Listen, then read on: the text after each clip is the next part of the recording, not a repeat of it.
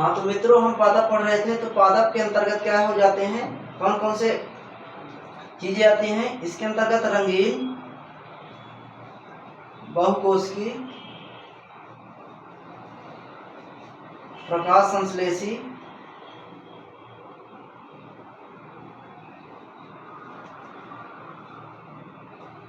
देखिए पादप में रंगीन बहुकोषीय प्रकाश संश्लेषी जीव आते हैं।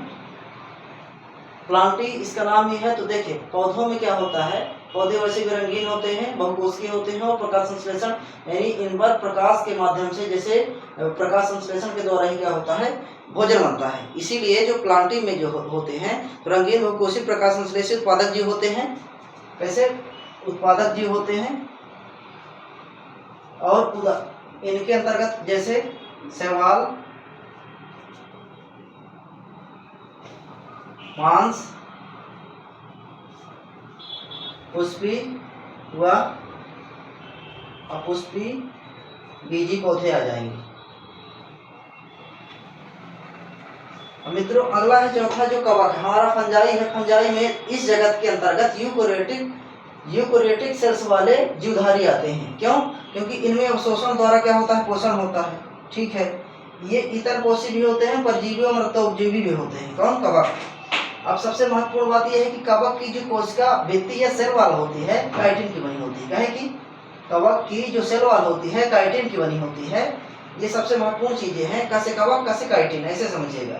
तो ये इस जगत के अंतर्गत यूकोरियोटिक सेल्स, ठीक है, वाले जीवधारी, अवशोषण द्वारा पोषण होता है, इतर पोषी होते हैं, परजीवी और मृतोपजीवी होते हैं। अब जैसे कवक के उदाहरण देखा जाए हम, तो कवक के अंतर्गत क्या कहा जाएगा? तो जैसे कवक में हम देखें तो बहुत सारे परजीवी और मृतोपजीवी वाले वो आ जाएंगे, ठीक है ना, जीव आ जाएंगे। अब आगे देखते हैं जंतु, एनिमेलिया। देखिए जंतु सबसे लास्ट में आता है और सबसे बहुकोशिकी, इसमें सभी बहुकोशिकी जंतु संभोजी यूकोरियोटिक उपभोक्ता जीव सम्मिलित होते हैं। कैसे? जो जंतु होता है इसमें सभी बहुकोशिकी जीव सम्मिलित होंगे। कैसे? बहुकोशिकी जंतु संभोजी और यूकोरियोटिक सेल्स व उपभोक्ता जीव।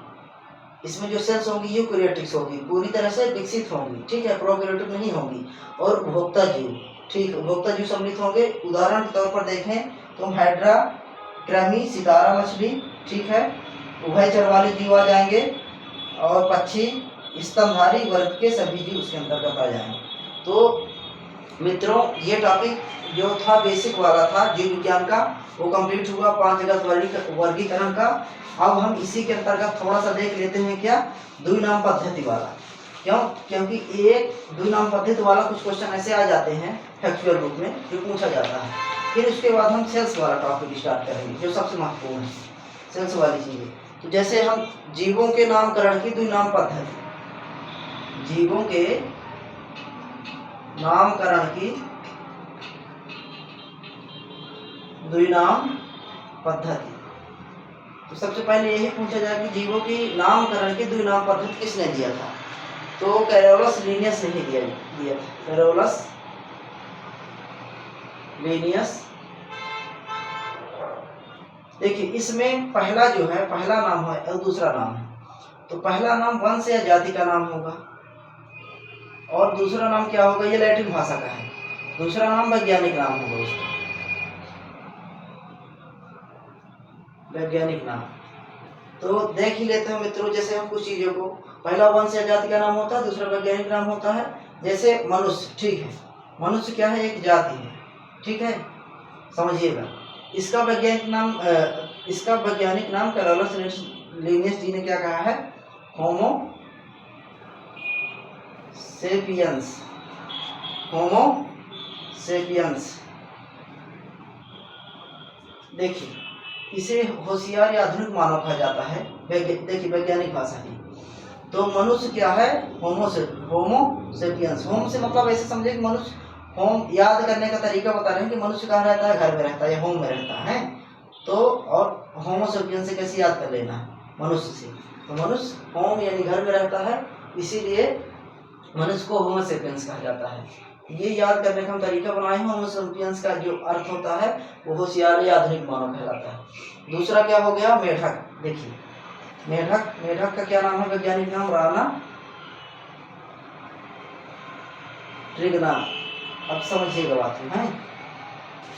जो मेढक मेढक जो है, ठीक है ना, आपके यहाँ कोई मेढक होगा उसका नाम रख दीजिए राणा, ठीक है।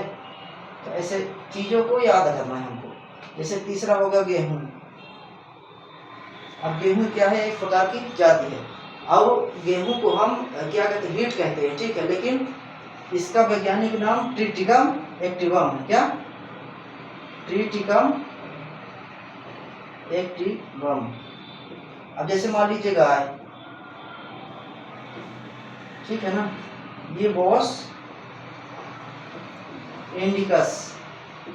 समझिए, गाय जो होती है हमारे संस्कृत में बॉस मतलब जो जिसकी बहुत इज्जत हो या सम्मान हो, ठीक है। गाय का हमारे देश में, हमारी संस्कृति में बहुत ज्यादा सम्मान, इसीलिए क्या हो गई, बॉस हो गई गाय, ठीक है ना, हमारे घर की। ऐसा समझिए, बॉस इंडिकस, इंडिया की बॉस कौन हो गई, गाय हो गई। और पांचवा जो है आपका, जैसे कुत्ता, ठीक है ना, रब। अब कुत्ता को कहा जाता है कैनीज फैमिलीज। देखिए, फैमिली से फैमिली, ऐसे एक एक शब्द को उठा लेना है, इससे संबंध जोड़ के याद कर लेना। जैसे कुत्ता हो गया, तो कुत्ता कहाँ रहता है, अक्सर फैमिली में रहता है। तो ऐसे कुत्ता को हम कैसे, फैमिली से कैनीज फैमिलीज याद कर लिए। अब जैसे मान लीजिए आम और सरल है, आम को मैंगो कहा जाता है इंग्लिश में। तो इसको हम कैसे याद करेंगे, मैंगी फेरा मस मैंगो मस मैंगी, मैंगी फेरा। आम को क्या कहा जाता है, मैंगी फेरा इंडिका। वैसे इंडिया में खूब रहता है आम। तो आम को मैंगी फेरा इंडिका। फिर आगे चल के जैसे मान लीजिए मटर, तो पीजम सेटिवम, ठीक है। पीजम सेटिवम से लगता है कि पीजम छोटा, ठीक है, मटर है। और चना जैसे साइसर एक्टिवम, सरसों ब्रासिका कैम्पेसिस कहा जाता है। और धान को ओराइजा सेटिवा। देखिए, धान की जो होती है प्रकार से उत्पत्ति होती है, ओराइजा ओरिजिन, ऐसे समझिए। ओराइजा धान का क्या कहा जाता है, ओराइजा सटाइवा। ये चीजें कंप्लीट हुई। अब जो मित्रों, अब अगले टॉपिक में हम सेल्स को एक बेहतर ढंग से समझेंगे, चीजों को जानेंगे कि सेल्स होती क्या है, सेल्स कैसे बनती हैं, सेल्स से क्या ऊतक बनता है, ऊतक से ऑर्गन सिस्टम का बनता है।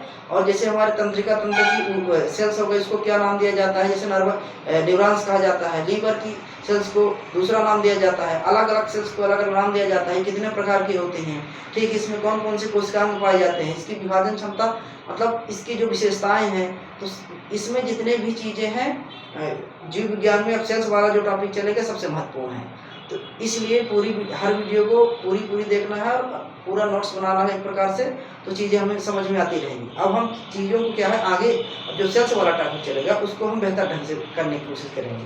धन्यवाद मित्रों।